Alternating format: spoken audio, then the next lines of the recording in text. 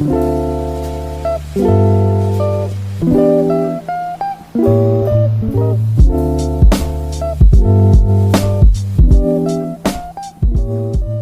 and welcome to our special episode for Ecological.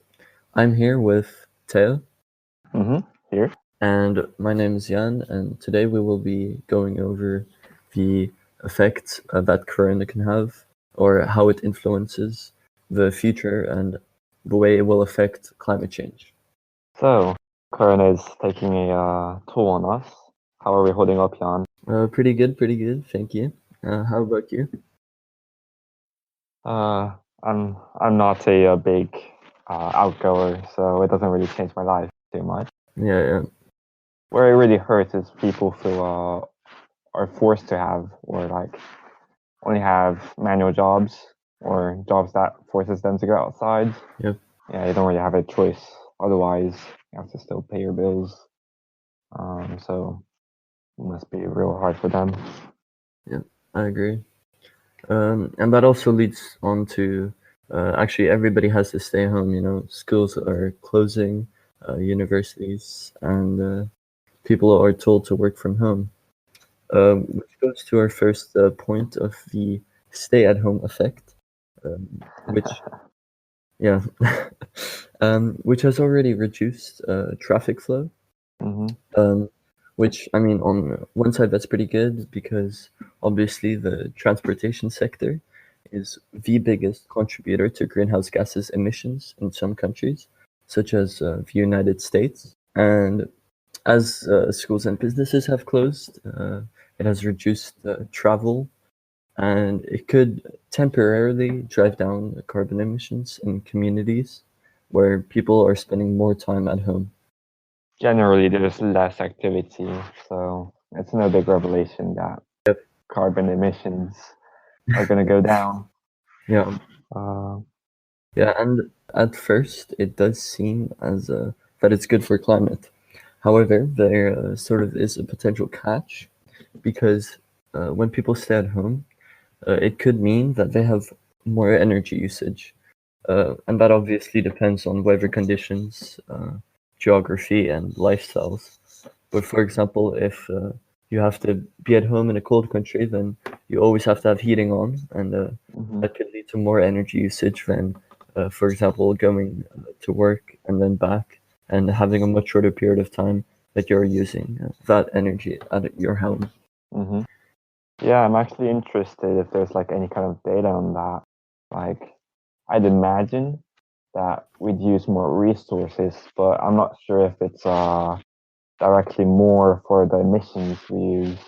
Like, we could use like, I don't know, or gas burners to cook food, but other than that, like electricity and water, I mean, it could still come from coal factories and all, but generally, I don't know, better than driving a car, maybe. Even so. Yeah, and I really think that would also be dependent for the country it's in. Like as I said, in more countries, it would be way lower than, for example, in the Netherlands. I feel like, I mean, now it's pretty warm generally because it's almost summer. Yeah, that is pretty interesting, and there's been a spike in online shopping. Like everybody's just starting to buy stuff online and getting things delivered, which also that can have a larger carbon footprint than just going to a store. So that's also one small downside. Yeah. Even so, though, business still goes on. Cargo ships still moves. Yeah. But on the plus, if we look at like China, for example, that's a famous one. We see like a comparison image of when the government forced quarantines the population, and after it lifted it, or even before, we see like a huge change in the highlights of carbon emissions. And it said something like 20% less, which even says to be like historical, I guess, before our industrial revolution, maybe. Yeah, I have some statistics here later on as well. And one interesting part, what I thought about is what would happen after the coronavirus eventually sort of dies down. For example, if we find a vaccine for it. So that's also a thing that a lot of people have learned to understand. That actually the biggest potential impact of a virus is that it can have a very large effect on our economy, and I feel like that could be one of the biggest impacts that it will have. And if it affects the entire economy, then that's also going to affect economic output, consumption, and emissions. For example, with a major economic downturn, people will just consume less resources, which could lead to a decrease in greenhouse gas emissions. So it's definitely benefiting the environment, For and sure. I mean, this isn't gonna last a whole lot forever. At most, like the virus, the cure for it could come in a year minimum, probably even later. Yeah. For an actual vaccine, it takes quite a while to make one actually. And the real benefit from this, I'd argue, is that the cooperation needed to fix the virus is a global one, or at least it should. We should be helping each other. And now, China, for example, is very cooperative in sharing their data, at least for the coronavirus. And I hope that that kind of leads to a more global cooperation in the future, even for different problems than the coronavirus. Yeah, for sure. Like the climate change, yeah. So that's what I'm hoping is to happen from this, and how the coronavirus is gonna form the future. That's also one thing. Obviously the short-term impact of, or like the short-term effects that we are seeing for the emissions is obviously not going to last. We've already seen that in China there was a massive drop in air pollution and greenhouse gas emissions, but now those are again slowly beginning to rise as they're opening more businesses. Yeah. So For all we know, the Earth is probably better off with all of us dropping dead. But okay, that turned pretty dark. But yeah, obviously, there's nothing to celebrate about this, even if it does contribute to a temporary decline in greenhouse gas emissions, because global carbon emissions tend to bounce back fairly shortly after things like this end. And we've seen that in the past as well. And that also happened, I think, in China, there was a similar event. And then after it ended, there was more emissions than before. So we could also be looking at that it could have a negative impact, possibly. well, not sure if it's even more than before. No, I don't mean now, but just in the past, there's been similar events, yeah. and that's what I meant. That there's been a downfall due to some sort of crisis, and then it rose more than it was before the crisis after it ended. Well, maybe. But yeah, it also has a sort of changes in behavior, and I feel like that's obviously also going to have an impact on emissions, which could be positive or negative. And the important question is, are these changes going to be long term? Because people might not want to travel as much anymore. They might use their car less, etc. You know, it can have long term. You hope their habits stays forever. The life of a hermit. Great social experiment, really. Yes, secretly. But I feel like this goes to show us that, like, we humans all over the world, the government and all, we really are bad at preparing for stuff. I mean, not just for coronavirus, but everything in general. We just don't act until it really hits us hard. And I feel like that's going to be the same thing for the climate change. Yeah. Um, Yeah, that is a good point and a good realization. But actually, only once things start being visible and once you see it, then only then people will start to act, and then it can be too late. It's so like comparable with any problem. The first, almost all governments are in denial of the problem, and once the death toll rises, we start to rethink about our decisions. So yeah, not sure if that's just human or what, but we're just really bad. Yeah, we're not evolved in that way either. We tend to look at the short-term profits, so it's by nature, maybe to some extent, hardwired, maybe even.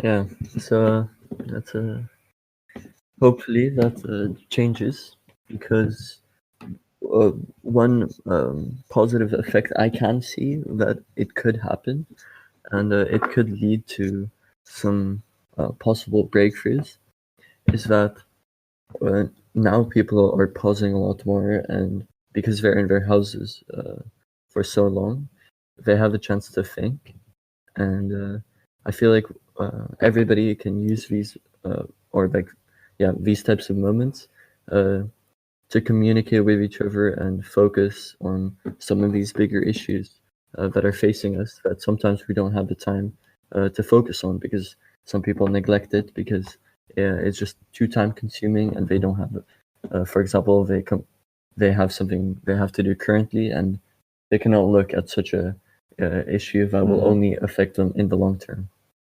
Yeah. So yeah, now that everyone is home, I feel like we can use this time to focus on these bigger issues. Yeah, definitely. That should be our takeaway from this, even after it ends. And global cooperation is key for any problem. That is very true. That was also with one of the, I forget what it was called, but there was a contract on climate change that for every country to lower their emissions by a certain percentage, and almost everybody signed except for Trump, which meant that actually, if USA doesn't cooperate as well, then that's pretty negative for climate change, because it has such a large contribution, because it's such a large country. So yeah. And have you talked about the percentages earlier? I have some statistics here, I think. Yes. So it has led to a shutdown of different economic activity, with a reduction in the fossil fuels. And as you were saying, that in China, they measured that when they contained the virus in February alone, it caused a drop in carbon emissions of an estimated 25%. Oh yeah. Which I think, if I read it correctly, I can't remember right now, it was something like 2 million tons of carbon fuel, which is pretty significant. That's great.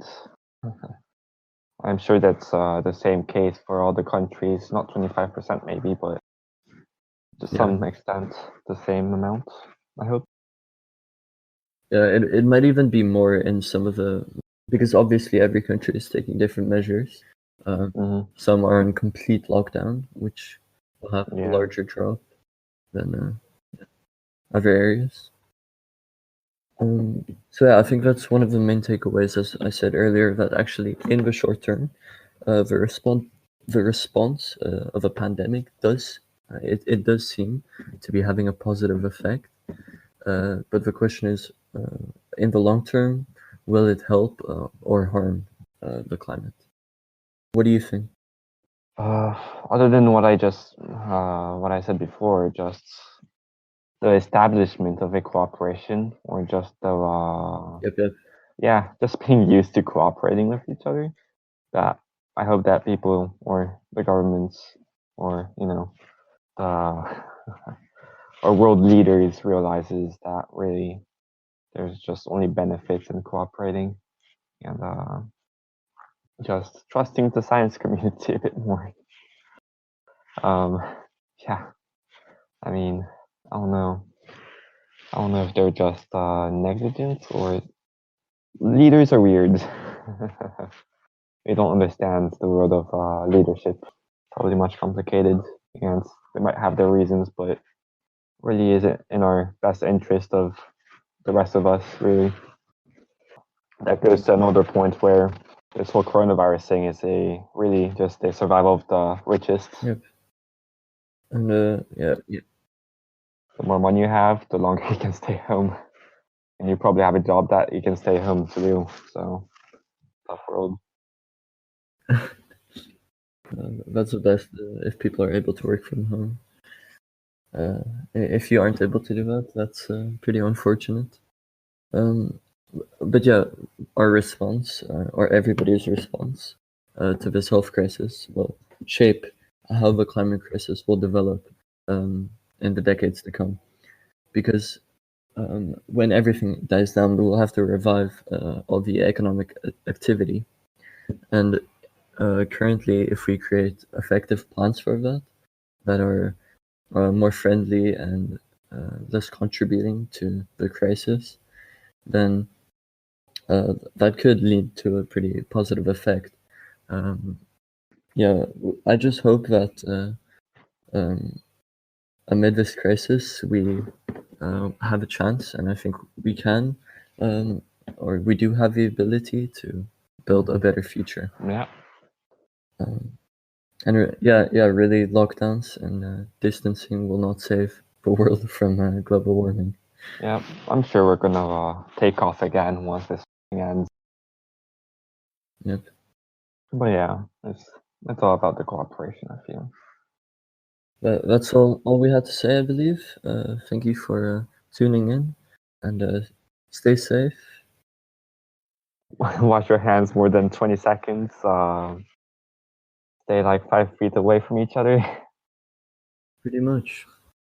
And use your free time effectively. Maybe even thinking about how you yourself can make some positive changes to your lifestyle and to lower your carbon usage. Invest in electric stoves. Yep. Bye, everyone. Again, thank you for tuning in, and stay safe.